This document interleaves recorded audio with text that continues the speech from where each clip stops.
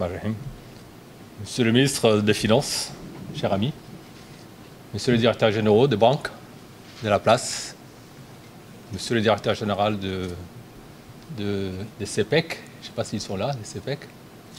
C'est pour moi un plaisir d'être là ce matin pour accompagner le lancement de ces produits nouveaux qui arrivent à point nommé, pour accompagner toutes les mesures que nous avions prises à l'occasion de cette épidémie, de cette grande crise sanitaire et économique que nous vivons depuis le mois de mars à Djibouti. Je ne vais pas vous apprendre grand-chose là-dessus. Vous savez tous ce qu'il en est sur le plan mondial. Son évolution, les dégâts contenus. La crise n'est pas finie. Le Covid continue à faire des victimes partout dans le monde.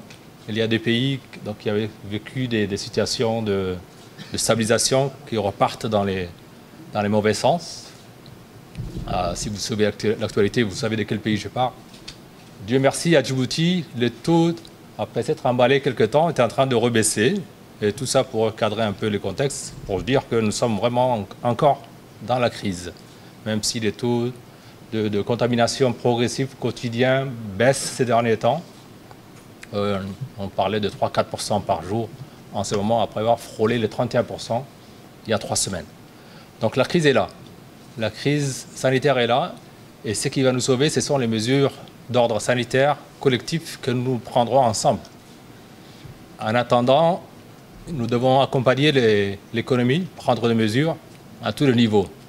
Je ne vais pas vous rappeler tous les parcours que nous avons connus ensemble, depuis les premières mesures que nous avons mises en place pour la continuité des opérations des banques de la place, la coordination des mesures d'ordre sanitaire pour préserver à la fois physiquement nos employés, nos collègues, et toutes les mesures que nous avons prises après maintes réunions pour essayer de sauver ce qu'on peut sauver sur le plan économique. Je vous rappelle que nous avions émis des circulaires après pas mal de concertations pour demander aux banques de la place d'assouplir les conditions d'exploitation et les relations que vous avez avec votre clientèle, en particulier les entreprises qui sont directement affectées par la crise, en particulier les secteurs de l'hôtellerie, restauration. Ces différentes mesures se sont concrétisées par un circulaire qui a spécifié tout ce qui était demandé, un peu résumé ce qui était demandé. En gros, c'était d'allonger les délais de remboursement des créances.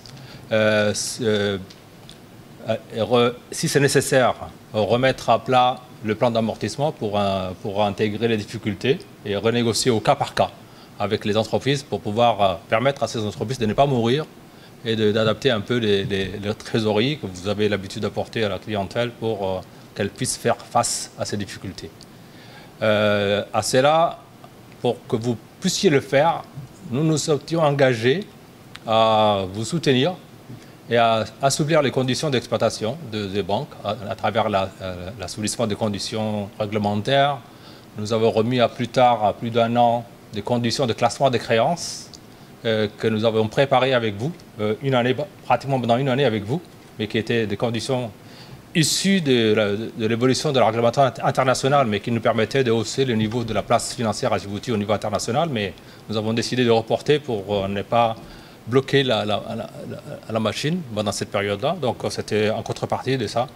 Nous nous étions engagés également à assouplir les conditions de fonds propres nettes des banques pour le minimum nécessaire, si nécessaire, pour une période plus ou moins courte, en fonction des difficultés des banques qui répercuteraient sur les fonds propres, les risques qu'elles prennent par rapport à la clientèle.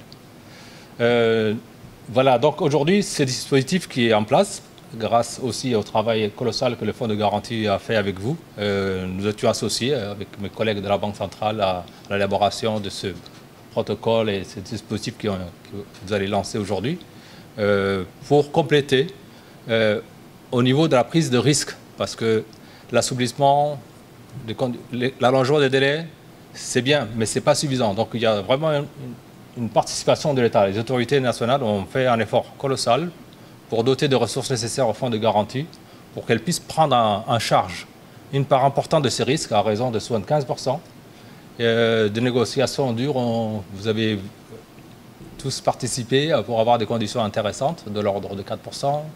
La commission est également très réduite. Donc c'est vraiment un véhicule qui a bénéficié de l'effort de tous pour permettre aux entreprises qui sont confrontées à ces difficultés de faire face et de passer le cap.